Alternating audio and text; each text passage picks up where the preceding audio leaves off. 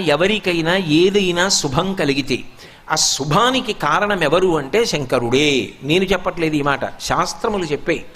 శుభములన్నీ కుప్పలు తెప్పలుగా ఆయన పాదముల దగ్గర పడి ఉంటాయిట. ఆయన అనుగ్రహించాడు అనుకోండి, ఓసారి ఇలా అంటాడు అంటే అది ఎగిరి వెళ్ళి ఇంటికి తోరణంగా పట్టుకుంటాడు. అందుకే ఒక గడుసు కవి ఒక మాట అన్నాడు, నేను ఓ పువ్వు పట్టుకొచ్చి మీ పాదాల మీద వేశాను అనుకోండి, నేను వేసినది ఇది పువ్వు, మీ పాదముల మీద ఉన్నది ఇది పువ్వు.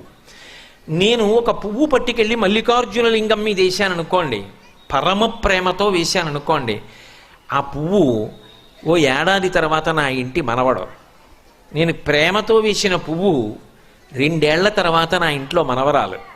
నేను ప్రేమతో వేసిన పువ్వు నేను కట్టుకునే ఒక ఇల్లు. నేను వేసిన పువ్వు నాలో కలిగేటటువంటి భక్తి.